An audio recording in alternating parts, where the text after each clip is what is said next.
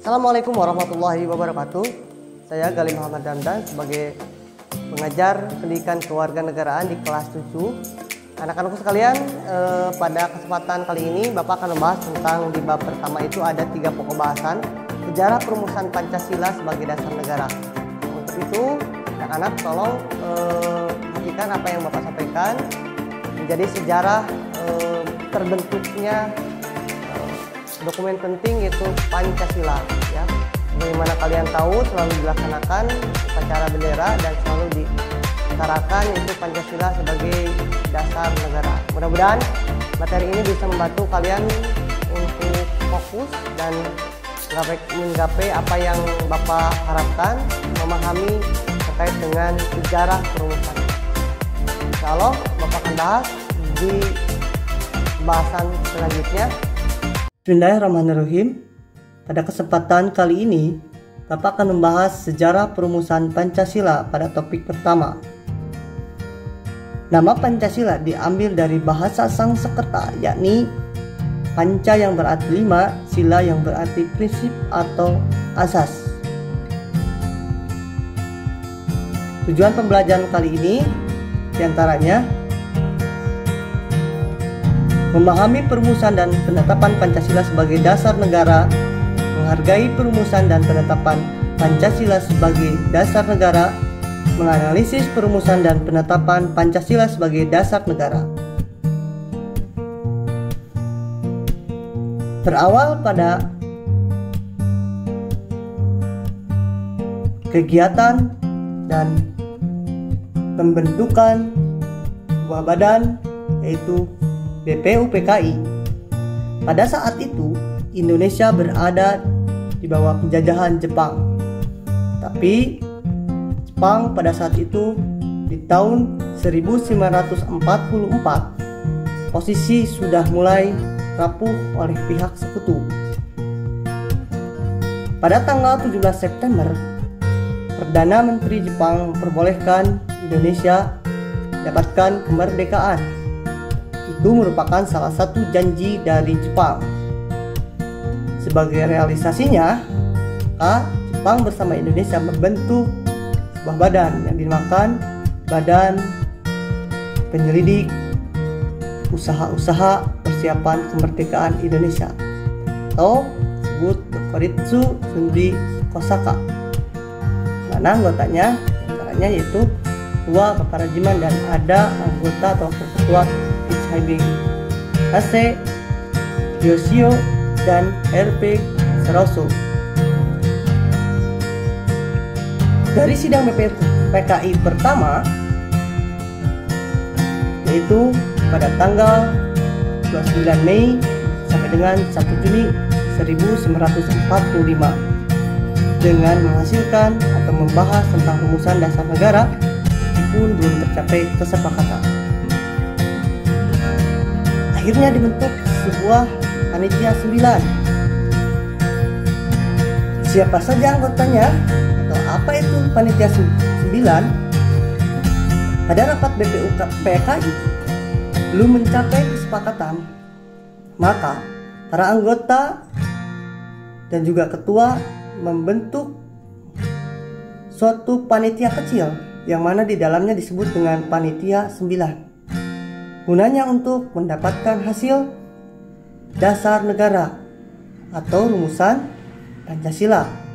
Pada tanggal 22 Juni 1945 di Jalan Pegangsaan Timur terdapat rumusan dan menghasilkan rumusan yang dinamakan Piagam Jakarta atau Undang-Undang Dasar dan juga Mukadimah. Sebutan-sebutan itu sering diutarakan oleh seorang pakar negara, yaitu Soekarno. Di dalamnya dapat dasar negara atau rumusan dasar negara, yaitu Pancasila. Bung Hatta memiliki quote atau semangat, yaitu kurang cerdas dapat diperbaiki dengan belajar, kurang cakap dapat dihilangkan dengan pengalaman, sementara tidak jujur sulit diperbaiki.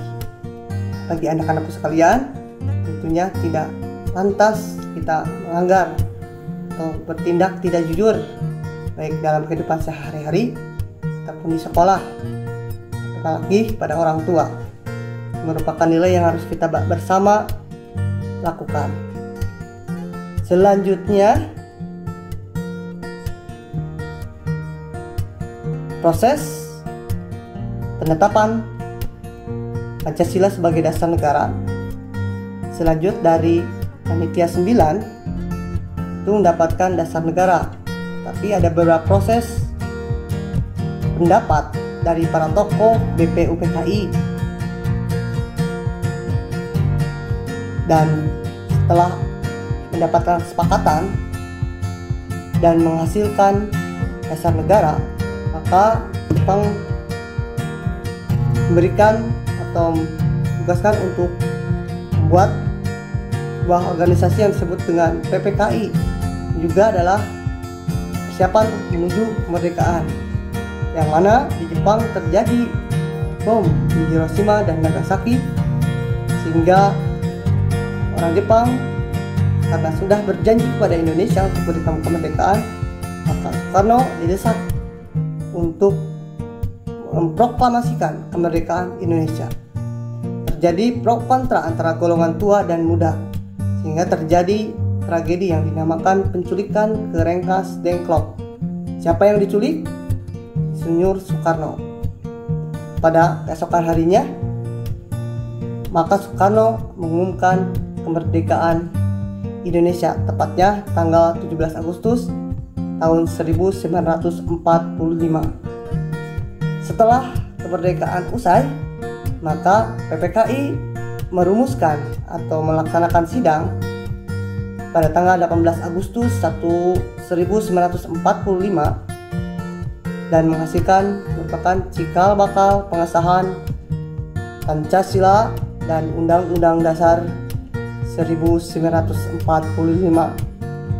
Pancasila di dalamnya dimuat dalam Undang-Undang Dasar terdapat di alinea keempat.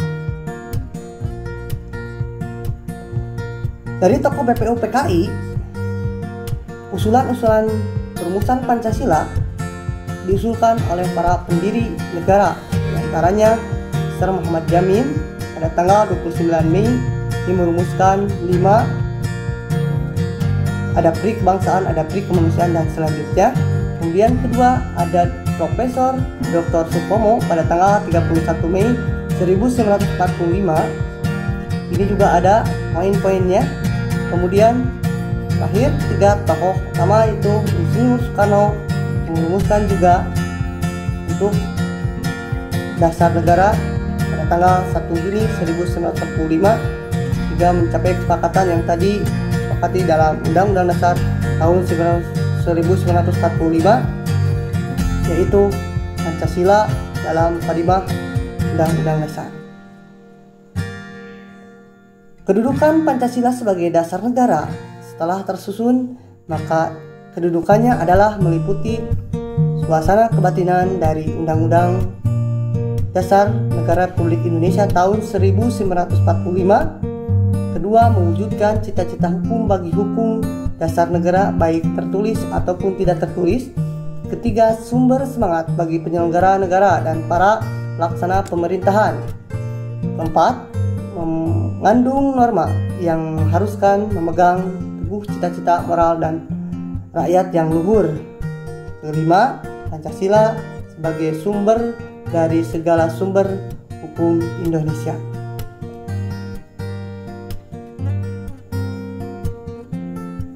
Dasar hukum Pancasila setelah terbentuk, perjalanannya berawal dari Undang-Undang Dasar tahun 1945, berlanjut ke Dekret Presiden tanggal 5 Juli 1959, Ketetapan MPR tahun 1966, kemudian Instruksi Presiden nomor 12 tahun 1968, dan terakhir Ketetapan MPR tahun 1998. Itu mungkin merupakan dasar hukum Pancasila sebagai dasar negara. Setelah terbentuknya Mukadimah dan di dalamnya terdapat rumusan Pancasila, ada satu poin Pancasila yang diusulkan oleh masyarakat bagian timur terdapat pada sidang kedua BPUPKI pada tanggal 10 sampai dengan 16 Juli 1945. Di antaranya J. Latuhari menemui Muhammad Hatta untuk menyampaikan aspirasi agar 7 kata pada pernyataan pertama rumusan dasar negara dihapus, karena di bagian timur kebanyakan orang memeluk bukan agama Islam. Ketuhanan dengan kewajiban menjalankan syariat Islam ini kurang sepakat bagi masyarakat bagian timur, sehingga mencapai kesepakatan poin pertama dirubah menjadi ketuhanan yang Maha Esa sampai sekarang.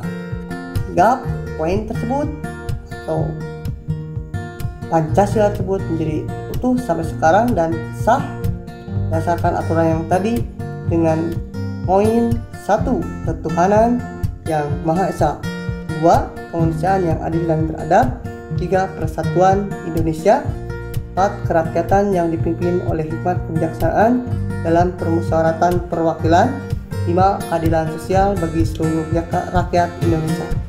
Tentunya dari setiap poin atau dasar Pancasila ini memiliki makna dan nilai-nilai tersendiri yang harus kita semua laksanakan dan taati di rumah, di sekolah, di masyarakat sekarang, nanti, dan untuk masa depan. Tetap semangat, walaupun belajar di rumah, pelajari lagi dan kerjakan tugas dari Bapak dengan sama dan dengan cepat. Apabila ada yang tidak dimengerti, nanti bisa diskusi dan bertanya di kolom yang sudah disediakan di Sistem Vision SMP IT Insan Sejahtera. Terima kasih. Assalamualaikum warahmatullahi wabarakatuh. Oke, setelah memahami tentang sejarah perumusan Pancasila sebagai dasar negara, harapkan anak-anakku sekalian bisa mengerjakan tugas atau lembar kerja yang nanti sudah disiapkan di kolom vision ya. Anak-anak bisa menjalankan tugasnya, mengerjakan tugasnya. Setelah mengerjakan tugas nanti akan disebutkan. Mudah-mudahan dari pembahasan sejarah perumusan Pancasila sebagai dasar negara, anak bisa memahami, dan apabila ada yang kurang dimengerti, kalian bisa bertanya di kolom, nanti ada Bapak disediakan. Terima kasih untuk waktunya. Mudah-mudahan materi yang telah saya sampaikan bisa dipahami oleh seluruh siswa. Assalamualaikum warahmatullahi wabarakatuh.